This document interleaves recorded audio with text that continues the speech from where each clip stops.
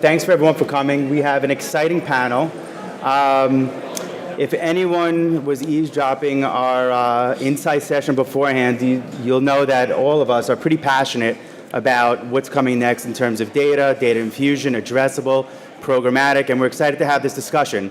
It's going to be pretty organic, and we'll leave some time at the end for some Q&A. So first off, we'll do some intros. I'm Josh Winograd, founder and CEO of FuturesMedia, which is a platform connecting the digital platforms looking to buy programmatic inventory with the selling community here in TV. And we'll just sort of go down the line in terms of some introductions. All right. Hello, everyone. Is this good? That thing on? There you go. I think he's on now. I'm Kevin Heindl. I work for Experian, known mostly for credit. However, in this world, we're really tied to data. As the Director of Partner and Ad Solutions, I basically sit between a lot of agencies, like Josh here, and media owners and advertisers, and try and find ways to bring parties together to make very smart, targeted decisions that are measurable. As a safe haven, we sit in between a lot of these and really enable this type of thing to happen. Hi, my name is Brian Norris, and I lead all short-form media sales for Dish Network. That's inclusive of general market advertising sales, direct response, addressable, OTT, and that's it. Yeah. Scott Paternoster. I'm the CEO of Chief Media, direct response media agency, been around for 16 years. And I'm on this panel because my clients are asking me about programmatic and addressable television and how to run multi-platform campaigns. And we've been executing on many of them, and we're here to talk about it today. My name is James Shears, and I head up advanced TV for the trade desk, which means I'm primarily responsible for strategic partnerships for the TV industry, suppliers trying to light up some of the inventory on our programmatic platform, but also looking to leverage some data, whether it be from Experian or others, and trying to couple that with the inventory. The trade desk, as I said, is a programmatic platform. It's a demand-side platform, which means we focus exclusively on the buy side. And more to that, we focus exclusively on agencies, and we really look to be the technology layer that facilitates transactions between a buyer and a seller. All right. So there's a lot of misconception in the industry with regards to what addressable is, what programmatic is, and sort of where it's heading. We'd like to sort of hear your guys' definition so that we can maybe come out of this session with a clear description on what addressable is and the difference between addressable and programmatic. And Brian, I guess we could start with you there, since you have the largest hand in the stake in terms of defining. Right. So as like I said, I'm at Dish Network, and we are the leaders in addressable advertising. As far as MVPDs are concerned. The way we define addressable advertising is simply being able to provide a relevant message in the form of a commercial to an intended audience. So simply put, being able to provide a spot to an intended audience that's fueled by data, in which we look for partners like Experian and many other data partners that we work with to make sure that we're able to get a message to the correct audience. And for the advertiser, it's really about eliminating as much waste as possible and getting that highly targeted message to the intended audience. And the way we define programmatic is really about putting some automation in the media buying and selling process, being able to take some of our unused and untargeted addressable inventory and being able to make that inventory targeted to specific audiences while putting some technology into it and using it in an automated fashion. Yeah, I mean, for me, I think just to echo that, I think it's really all about specificity. So we were discussing earlier, it's almost like direct mail. You can identify a specific household and deliver an ad directly to one specific household. So the four of us could see one one ad each. We could see the same ad. It just allows you more control and more specificity. And addressable is really a product that can be purchased from a media perspective. Programmatic, from my perspective, is really technology. It's about an opportunity to leverage technology to purchase media. And that media could be addressable, it could be straight linear, it could be digital, it could be anything in nature, but it's just technology that allows you to transact media. So Scott, I see you shaking your head, so we'd like to know what you're thinking over there. So the best example that I give about addressable capabilities when I'm pitching a client to utilize it as part of their media mix now is a diet client that we have. They have people that buy their product originally, stay on it for a couple of months, and then fall off for one reason or another. Those are low-hanging fruit reacquisition clients. And what I say to them is, you've already shipped the product to their household. Imagine being able to serve an ad, a television ad, to their household that says, hey, you were on weight loss product X before. We want you back. And, if you call now or if you go online now, you'll get a 50% offer on it. While the same commercial pod in the household next to them that didn't meet that criteria, that didn't purchase that product, gets a State Farm ad or something else. That's addressable television. And what we see is, great response rates and incredible targeting capabilities when it comes to addressable. Programmatic, yeah. To Brian's point, we look at it as an automated technology with third-party data lookup that allows much greater targeting and analytics associated with more of an automated buy. Yeah, and if I could take a step back and really give this audience a great view of what addressable advertising is. Addressable advertising is something that lives at the provider. It's powered off of the set-top box, and so it lives on the MVPD level. So this is the difference between a dish, a direct, and a national cable network like a Discovery or a TNT. Those networks aren't able to get down to the household level because they don't own the set-top boxes. Your Dish, your Direct, your Comcast, who actually own the set-top box and the technology that resides within those boxes, that's really the way in which advertisers can utilize an addressable offering. Exactly. I think I always used to characterize it as it's like you have, at least on the addressable space, you have 4 USPSs because you have mailboxes that sit literally on the TV box that hold the actual targeted address. And I think that, and it's actually enhanced because now you can actually know what they saw, how many times they saw it, which obviously the post office can't do. So I always try to relate it back to the fact that this box is carrying the information. Dish knows who their subscriber is. And I think that's incredibly powerful. Kevin, if you can also, you work with all the providers, all the MSL providers, so I think it's also, if you can go into the difference between a household impression and a Nielsen impression, and then also the smart ways that you're able to leverage data to make smarter decisions.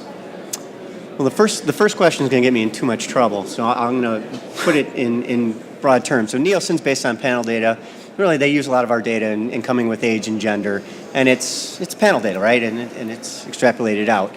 Very accurate, large data sets, but when you get the smaller networks, maybe in the dashes, maybe not as accurate as they would like it to be. Addressable is literally tied to the person who's living and paying that bill.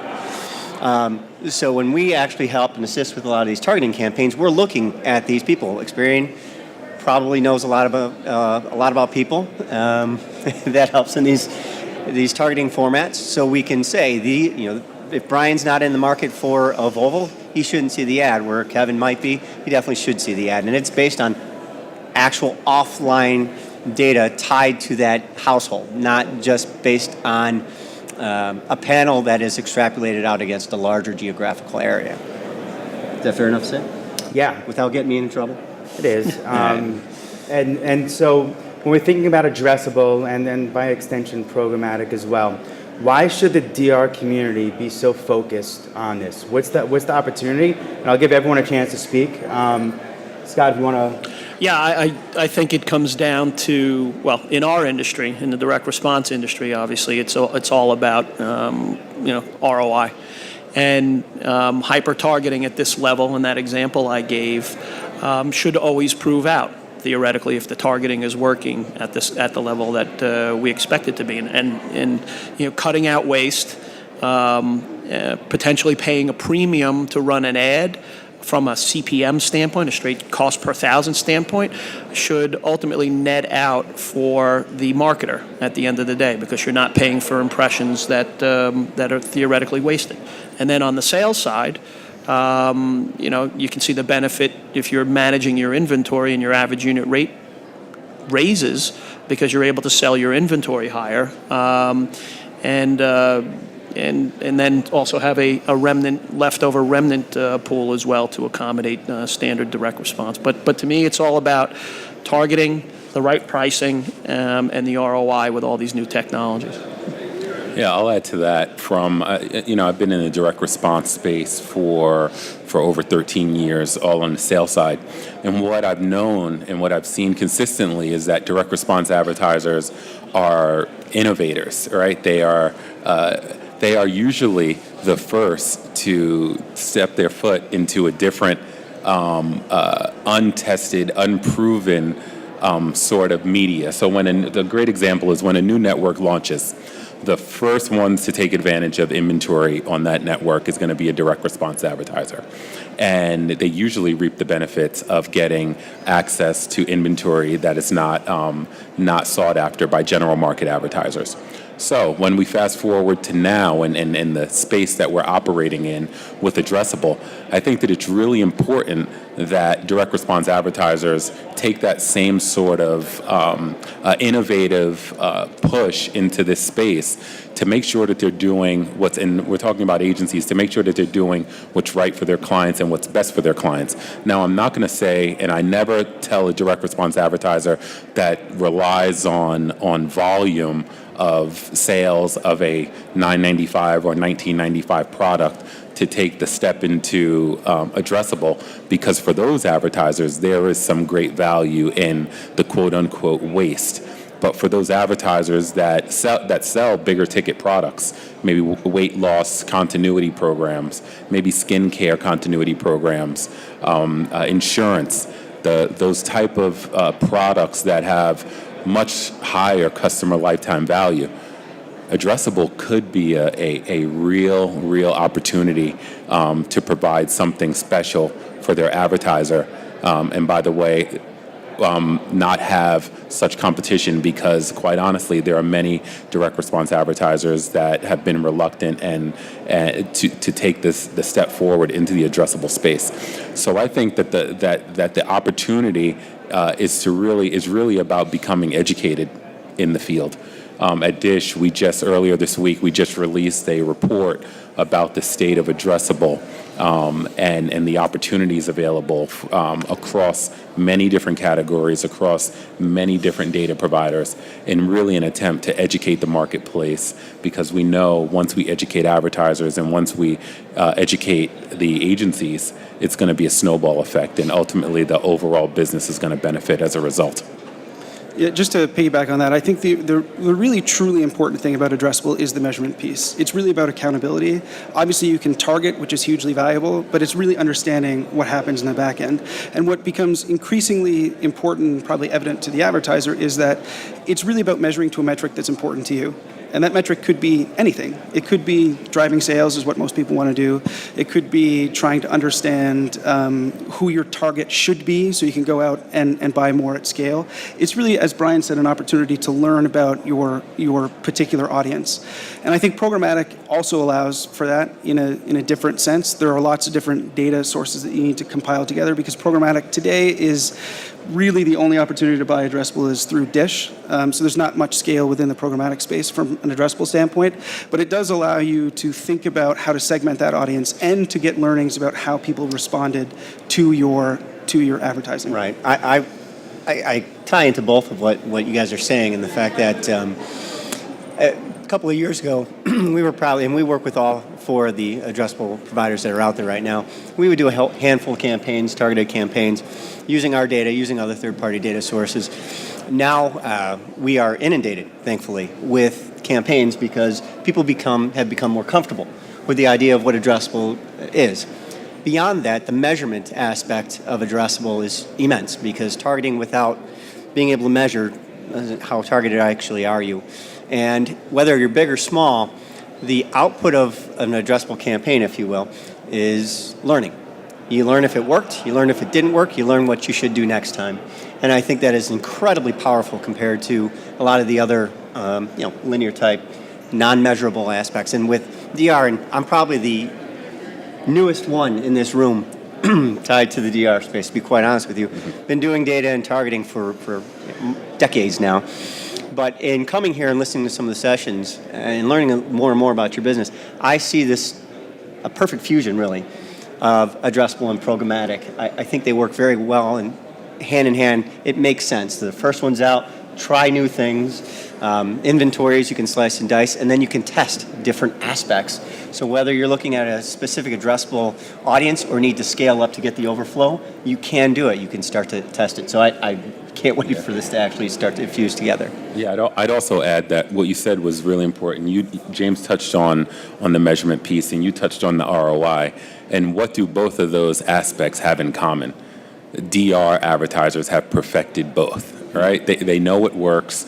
They know it works as soon as the spot runs. The amount of data that DR advertisers have is second to none as far as first-party data is concerned. But when we think about the advertisers that are leveraging measurement and ROI right now in the addressable space, it's primarily been confined to general market advertisers. And so as a DR community, we don't want to be passed up for these opportunities, because general market advertisers have figured out a way to place measurement on the back end of their addressable deals to prove out ROI. And we have a specific example that at Dish that we love to talk about. We did a campaign with a advertiser selling pickup trucks, right? And based off of data that we've used from auto manufacturers, we ran an addressable campaign for people in the market for pickup trucks. What ended up happening is we saw a 0.07% lift in sales, which might sound like a small number, but that ended up being over 1,000 pickup trucks sold as a result of the addressable campaign, which equaled approximately $26 million in incremental revenue. This advertiser went on to allocate 10% of their media budget to addressable, not only on Dish, but on direct and other addressable providers. So really using data on the front end and on the back end in terms of sales matchback is a way that general market advertisers are proving out ROI on addressable. And we know, based off of the data that direct response advertisers have, this is quite possible for those advertisers to do. Right. And taking that measurement actually a little bit further is that since you can set up test and control metrics in addressable, we can actually bring in randoms and actually fuse that data together. Now, we thought this was the right target, and this is a great target, but we can look at the randoms to see who bought that wasn't targeted for possible incremental knowledge of who we should be targeting again. So in your pickup, we have auto registration data, so we help say these are the people that are in the market for a pickup truck. Great, it's wonderful. However, if we went deeper, there's too much scale. How do we do it smarter? We bring that data in, those larger audiences, and then we start to say, okay, the top of the model did great, but we also saw that if you are blue collar, if you are, I was actually, I think, like to golf, these were large enough incremental audiences that we would have never have thought of that we could actually tap into without actually spending the inventory before we knew. Does that make sense? Yeah. So it's a fun place to play in. So two things, piggybacking on that. James, how are your clients interpreting data, and how are you exposing it? And then follow that up with Scott in piggybacking Brian's comments in terms of why the DR community has been a little bit slow. If you can address that as well. But James, if you can go first. Yeah, sure. So to start with, I think the important thing is, as I mentioned before, the beauty of leveraging data is that you can measure any metric that you're looking to measure. So from the first stage from when we talk to our agency partners is we need to understand what you're trying to do with your campaign. And that'll let us do two things. The first is, obviously, it'll help us design the campaign. It'll enable us to understand how we should buy that media. But secondarily, it also will allow us to understand how you should segment that target and what data you should be leveraging. It could be first-party data, or it could be simplistically, we have today at the trade desk, we have separate partnerships with data companies to understand household income, presence of children, and that sort of thing. It could also be leveraging pricing data. It could be leveraging viewership data. It's any number of things that you want to package together. So what we do is we surface that up within our platform. We are a fully self-service platform, so we allow buyers to go in and select any type of criteria that they would like and push that through. Our algorithm will then go through and select what individual shows or day parts or networks that are important to that segment. The other thing that we do is because we originated in digital, we're an omni-channel platform, which means you can buy anything from digital display all the way up to digital audio. And you can buy, obviously, TV within that. So because of our existence in that digital ecosystem, we have access to cookie data. So it could be any kind of information about behavior. So what we can do is we take that data, we layer it on top of viewership data, and come up with lookalike models to understand exactly where you could find some of those pieces. And that really becomes important because then you can understand fully and completely how things delivered on the back end. But in terms of exposure and how we work with people, that's essentially how we bring it to market. That sounds a little bit complicated. Scott, how would you explain that to a client? You know, I think the slow adaptation comes from a couple of elements. First off, the case studies. Once the results come out and they start to become more and more available to the industry, I think there'll be a greater embracing of these new technologies. The scale associated with this, most direct response marketers are national.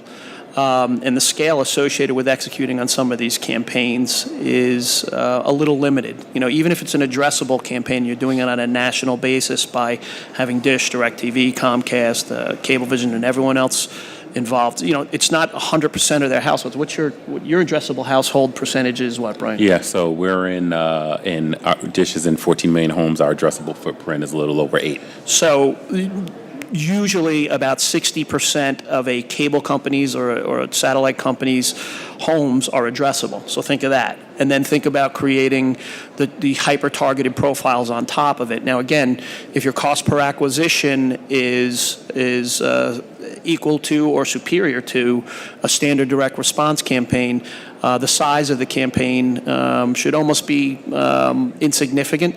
But a lot of direct response marketers still want to get product out there in mass and sell it very profitably. And making addressable or even a programmatic buy a component of a campaign still requires a lot of behind-the-scenes setup and execution, et cetera. But the more things become automated, the more the technology start to create seamless execution on these types of campaigns. This industry is going to absolutely accept it, and I believe that brand marketers, that retail advertisers, et cetera, all are going to create more of a need of accountability out of their media, and these types of technologies are going to morph into our industry. These types of advertisers are going to morph into our industry more and more with these types of technologies.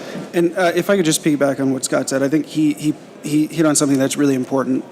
There is scale limitation, except if you think of the scale, addressable is in, I think, 30 or 35% of the country, which is roughly 40 million homes. If you break that down to how many people, it's probably 60 million-ish people. So in terms of, like, actual definition of scale, it's fairly large, but in terms of the actual space in TV, it is somewhat limited. But I think what we need to think about is, if you're thinking about this as a learning opportunity, it's really exactly what Scott said. It has to be viewed as a complement. You can't go from 0 to 60. It would do yourselves a disservice to just buy one arena, whether it's my product in programmatic, whether it's addressable. It's really about designing a campaign holistically to understand where you could heavy up. Addressable could be that you need to heavy up in certain markets, or it could be that you need to think of a different strategy, but it's an opportunity to hit multiple people at different times. So it really should be a full complement of products. Agreed. Plus, I sit on the AT&T board, and Rick Welday stated clearly last year, so now 4 years, he stated that he believes addressable will be in 80 million homes. Now that Charter bought Time Warner, and they're actually going out, Comcast is building their linear addressable Verizon. on top of their VOD. Yeah. So Yep. it's going to grow. There's no doubt about it. So inventory will always be a concern, but households are going to increase over the longer span. So what are the common questions that you're being asked right now from advertisers that are taking advantage of addressable? Well, there's several questions, and each platform, Brian could probably speak to this better, has their own price points and how they actually manage their buys. But at the end of the day, it's what can we get back, and how can we actually see the measurement? You probably hear this all the time. All the advertisers actually want the data back in their house so they can see and play with the data themselves. But in this case, unlike I mentioned how this is very much like a mailbox, you can see the impression level data. Depending on who the operator is and how big the buy is, you can actually see some of the network and day parts. So you can start putting a lot more intelligence behind not only who the target is, but maybe some of their viewing habits. In addressable, it doesn't matter what day part and what network they watch. To be quite honest with you, it depends on what they're watching. But at least you can start seeing trends. So, in the linear space where you're going to buy at this time or at this network, it literally is if you are in the target and you turn on your TV for the 2 minutes across the networks that you're being able to control, you're going to see the ad. That sounds great, but the CPM is so high. Brian, how do you answer that? Yeah. So first of all, I'll go back to your previous question. We're getting questions all over the spectrum as far as what we can do with addressable. So there are advertisers that have never transacted in the addressable space that are asking very simple, basic questions about how does it work? And we go through what we call addressable 101, and we talk about how the asset will go up to the satellite and then deployed down to every set-top box because the DVR is actually the ad server. And then once the DVR realizes that this household isn't appropriate for this ad, it discards the ad. And we basically go through the 101 of addressable. And then we have advertisers that are very interested in addressable and have transacted in the space, and they're asking us questions about how to integrate their loyalty card data with our subscriber data so that we can, target, send an ad to a person that hasn't bought their soft drink in 6 months. How can we send an ad to people that are loyal consumers of their product to send them a specific offer? And how can we send an ad to a person that may be coming off lease because we have all of that auto registration data? What it all boils down to is measurement. That is the number one question, is how do we prove out that this actually works? And James and Kevin went through some pretty good examples about measurement. And your second question, I'm sorry, what was the second one? CPM's too damn high. So when we get into the CPM conversation, what we end up, and I should say that, I should give James a lot of credit. James spent many years with us at Dish and actually was somewhat of an instrumental person in putting together our addressable platform. So I thank James for that. But with our CPM, in the CPM conversation, what we do is we charge people an eCPM, an effective CPM. So what we do is we're taking the household CPM. If an advertiser has a household CPM, then we will convert that to an effective CPM based on the incidence level that product and that target is going to yield. So, for instance, if we have an advertiser that is looking to target a specific segment that yields a 1% incidence level, that CPM is going to be pretty high. If the incidence level within our footprint is, say, 50%, that advertiser may want to just buy a linear schedule, but if they wanted to buy an addressable schedule, then that CPM is going to be a lot smaller.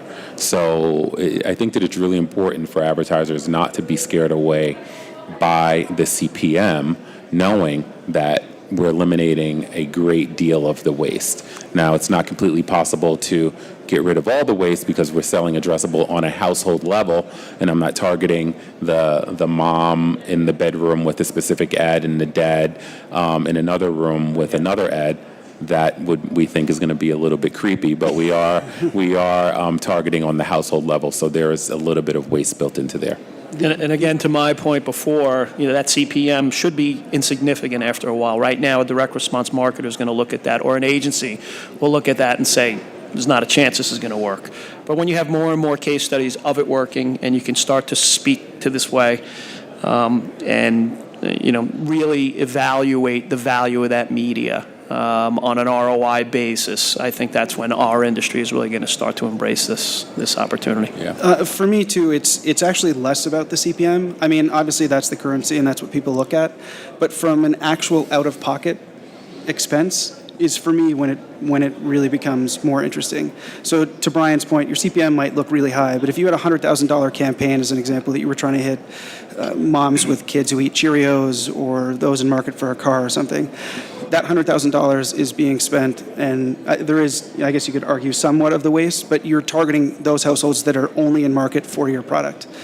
Whereas on the other side, if you try to target that on a linear perspective, your out-of-pocket would be astronomical to hit the same amount of impressions in the same audience that you did in your purely targeted realm. So on an effective basis, they would actually be the same. It becomes harder to think about the sticker shock, but out-of-pocket, it's actually cheaper to buy addressable because you're only hitting the houses that you want to hit. Yeah. I'd also add that it's really important to use addressable as a complement to a media campaign. So by show of hands, how many people here have a motorcycle? 0%. It's usually one person, right? Oh, yeah. One person over there. So one person has a motorcycle. So why would I send a motorcycle insurance ad to this entire room when I just want to target him?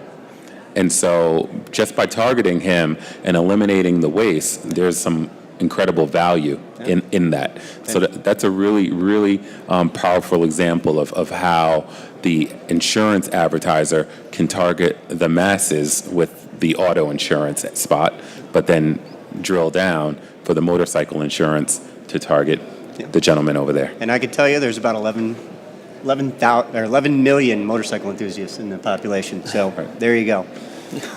Yep. So how does it all work on the back end, though, in terms of matching the data? If we can just get it from a one-on-one point of view, I think it'd be helpful. So as I mentioned earlier, we work at Switzerland, so we're enabling a lot of the we're the privacy place where everybody can throw their data. So, for example, with Dish, we get their exposure data of who saw the ads, who was targeted, and who actually saw this. We see the impression data that coming back to us at a PII level. Now the trick is how we're going to measure it. Where is the transactional data going to come from? A lot of times it'll come from an advertiser will send us their CRM data. In fact, if we've already established the targeting up front, we already have that connection. We use their data for targeting purposes, or maybe we use their customer data for suppression purposes, which is very unique for the addressable space. But we're able to take that transaction data of what happened over the flight of the campaign plus whatever post period, match it to the test and control universe, and literally create those lift metrics that we want to see. And that's just simply transactional. We also, Experian, we actually have our own cookie pool assigned to our view of the population. So we can pixel websites, we can grab that information back and start to see what piece of the population, test over control, might have gone to the website or converted on that data if I can't get the actual transactional data. We are even working with mobile providers where the device IDs are connected to our again, view of the population, where somebody like 4Info has done their own algorithms to say that this device is at this lat long, which we can assimilate to a household, which then I can assign to a demographic makeup. So they can actually see where these phones have gone within certain apps, and I can bring that back in and start creating, you see where this funnel would be created. So let's put it into an auto scenario, and I know that's kind of outside the realm of this group, but we have transactional data because we have auto registration data. We can pixel, let's say, Gulf State Toyota site, or some larger dealership group, and then we can also see with the mobile providers who had a device that went to a Toyota dealership or any other dealership. Now we can start to see who did we affect, where did they go to this site, did they go to this retail store, and did they buy? Now you're starting to create the funnel. So point being is that the measurement tells such a powerful story in between, did the campaign work, what else could we have done? But because we're also bringing in other players and other bits of information, we can really tell a very well-developed story, bring in other channels, using the operator's data as a spine, because in my world, it's the vision of the truth. To start bringing those multi-channel and multi-touch data points together to tell a really strong, powerful measurement story. And any thoughts on that as well, James, in terms of how Trade Desk is sort of working in that environment? Well, we're still in the beginning stages of our product, so we're not leveraging addressable just yet. But we are trying to figure out measurement on any number of things within TV, whether it's straight linear or addressable. The trick from our side is kind of what Kevin was alluding to around PII. It's a very tricky match, I guess, because it's great to get some of the info back, and then some of it you would like to have in a little more complex, more less aggregated way. So we're actually trying to figure out different ways that we can leverage some of that data. Yeah, and it is very tricky because there are so many compliance restrictions. You cannot store PII with cookie data. You have to have some sort of anonymous factor. And again, in the hub, and in trying to tie this data together, you have to be very secure, very specific about what you can and cannot do. And you guys all know this from the targeting, but you do have some rules and regulations that you have to play with, even on the measurement side. And I do want to leave time for Q&A as well, but I'd also like to hear, in terms of, for the DR community specifically, in terms of some success stories or what you would like to see happen. I mean, Brian, you've been pretty adamant, so I kind of want to give you a chance to speak a little bit on that. Yeah, it's very simple. I want what I want for the DR community is, and I'm a part of this community, and I've grown up in this community, is for it to continue to thrive and continue to embrace innovation and embrace technology, and ultimately become as educated as possible as the information changes daily, and making sure that we're educating our teams, making sure that we're educating our clients, and making sure that we're educating anybody that we interact with, transact with in the space, to make sure that this community continues to thrive for many, many years to come, especially as the business and as the technology evolves. Yeah, I think that's, 10 years ago, a direct response marketer could run a television campaign and hit its target. And, today we know about fragmentation of how people consume their content.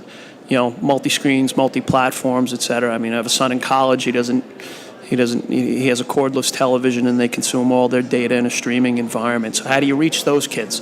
So education on technologies to our clients, the advertisers, is absolutely critical. Understanding how to generate performance and tracking and giving a client the comfort level that you're tracking it correctly is absolutely critical. So again, the test and learn piece that we're in right now, that test and learn environment, is really important, but the promise is so there with programmatic and with addressable television and with multi-screen advertising. And an advertiser, a marketer, can't avoid it anymore. There's just so much fragmentation in our industry. If you're a general advertiser, if you're a direct response marketer. I told our television buying group about a year ago that they're no longer TV buyers. They're to understand that when they speak to a station group, what the other video components are that they can buy from Viacom and Dish and Discovery and Lifetime and everyone else, because we need to advertise across all those platforms and evaluate them on an ROI basis. So. And James, you see that as well from your... Yeah, I mean, I think some of the success stories that we've had, specifically around some of the DR clients, has been leveraging some of the data that they have, is essentially looking at what they think is successful or what they think drives their sales, I guess, from a network perspective. And the success that we've had was coupling that data with some of the other data that we've had to find sources of inventory that they hadn't thought about. And it really was all around efficiency. So to really prove out the power of the inventory from an ROI perspective is hugely valuable. But as you bring down the cost of that media, because you were able to find efficiencies that you hadn't thought about before, had really driven the success thus far. And I think, as everybody keeps saying, from our perspective, the greatest success has been that people are actually testing. It's about the willingness to go in and leverage data that they hadn't thought about before, and to think about ways that you can continue to do this. And we all talked earlier today, and I think the important thing is that from part of what holds people back is really a fear. It's the unknown of what it'll do to my job or what it'll do to the industry. But as people test, they become more comfortable, and really then you can start thinking about evolution, whether it's an evolution of your position, whether it's an evolution of how you actually buy, because at some point everything is going to be fragmented. It's going to be important to start thinking about how you buy across the entire media spectrum, as Scott said. So we are really in that beginning iterative stage of trying to understand how to find pockets of inventory that you hadn't thought about before. Kevin, some final thoughts also. I'd say that no matter what happens, you will learn something. You will learn something where in many cases you don't.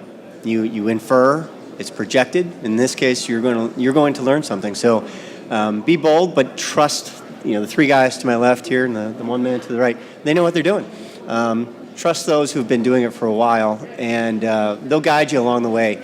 But no matter what happens at the end of the day, you're going to learn something, whether you did it right, wrong, or whatever you need to do next. And that is a rare commodity in this space, at least in the TV space. And that's important because it really and truly, even if it didn't work, that is also hugely valuable. Maybe you shouldn't spend that much money on a certain network or something like that. There are infinite amounts of learning.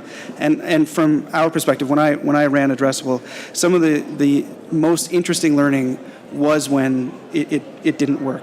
And it's not that the process didn't work or people didn't understand their segmentation. It was just how they went about segmenting and what the overall metric was trying to be. And that's why you really should start with what is it that you're trying to accomplish, because that'll dictate how you move throughout the entire process. All right, so I'll open up the floor to some questions, or we can continue to talk a little bit as well. Any questions from the audience? Nothing. Well, come on, one question. Do that, or is it? Yeah, it's going to be. The question is how do they get the incidence rate? How do we get our incidence rate? So it's going to be largely based off of the information that the advertiser gives us. So if the advertiser wants to reach a person 25 to 54, household income 75K plus in the market for a new TV, that's going to be a percentage of our addressable footprint, and that's going to yield that number. And is that consistent through the rest of the MSOs and satellite providers as well? Yes. Yeah.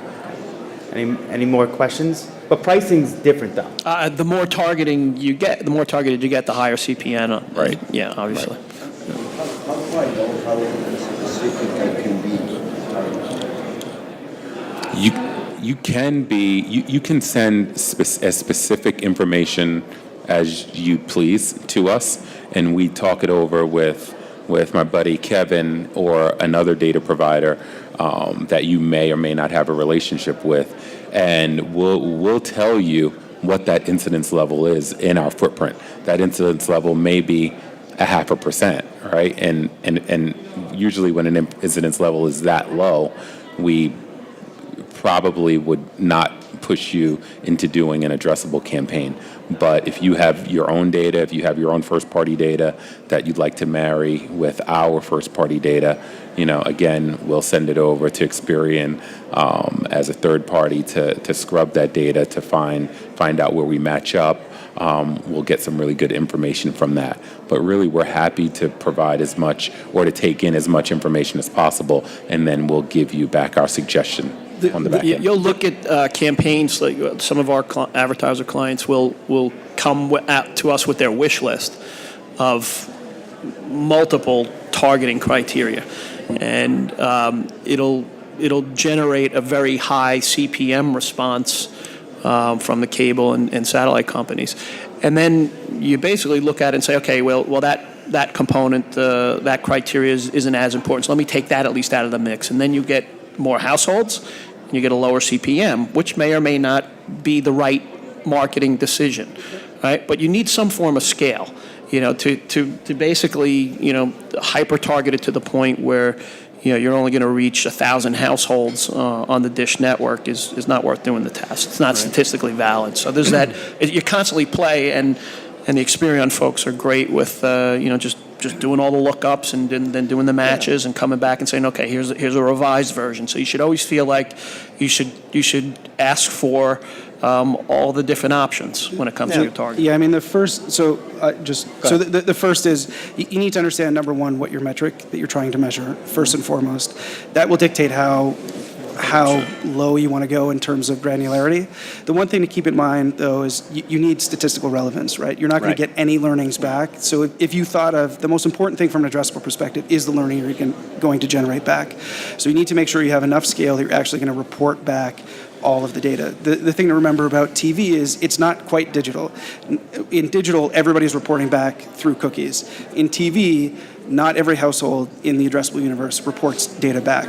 So you need to make sure that you have enough that you can cobble up to actually be able to project out across what a report would look like. Right. So think about if you provide us with a CRM file, we did a direct match against the Dish file, let's use an example. We're going to have a audience of X, and those are your current customers. However, generally we need to go beyond that. Not all of them are going to match. So we'll take that and we'll look at that audience. We'll build lookalikes. Experian has a lot of data, so we'll go through a modeling practice to build lookalikes to expand that out. Or we can simply say, profile them and say, this is what your customer generally has looked like. How many more of those exist on the Dish platform? But in a modeling exercise, think about it. We're going to build out deciles, let's just say, cut to 10. I'm going to index the top of that model. I'm going to say the top of this are 4 times as likely to take the same action as the seed file. How far down we go is based on how much it indexed and then how much scale we need to actually hit a point. So we can produce those working with these guys, and depending on what the objectives are, we can build out those audience capabilities and what the incidence is. Is that behavioral attributes? It could be many different attributes. It really depends on the modeling we're looking at doing, what sort of data we get back. I can even look into we're divested, but I can look into the Simmons panel and start to say, give me left-handed nurses who like to bowl and how many of them exist on Simmons, and then try to model that out against everybody else. So there's many different aspects that we can take, and how sophisticated, how much literally you want to spend. That's right.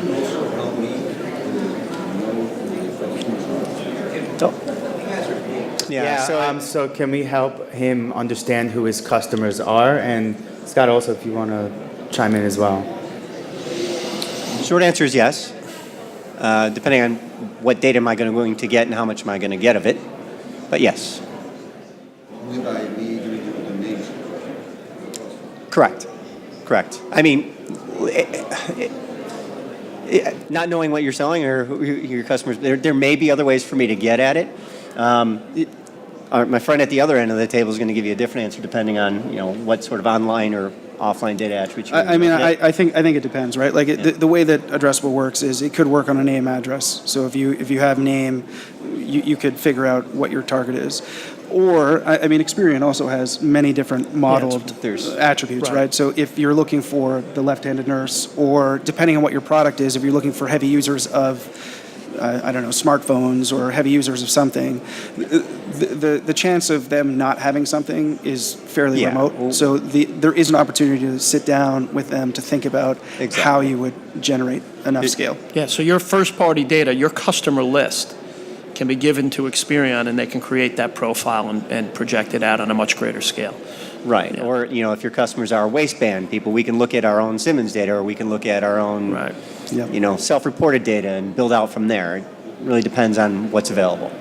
It's like in the Facebook environment, a lookalike model. You can take your first-party customer database, and they'll match the email addresses to the Facebook registration, and then create profiles of people that look exactly like your customers, and have all these thousands of data points that are used in the Facebook environment, serve ads just to those customers, and continue to acquire those customers, and they should look like your database. You'll see variations and learn a little bit more about it in that environment. And the same would apply in an addressable or a programmatic TV initiative as well. Answer the question? Cool. Any more questions? Nada. So I think that about wraps it up, guys. Thank you. Right on time. Okay.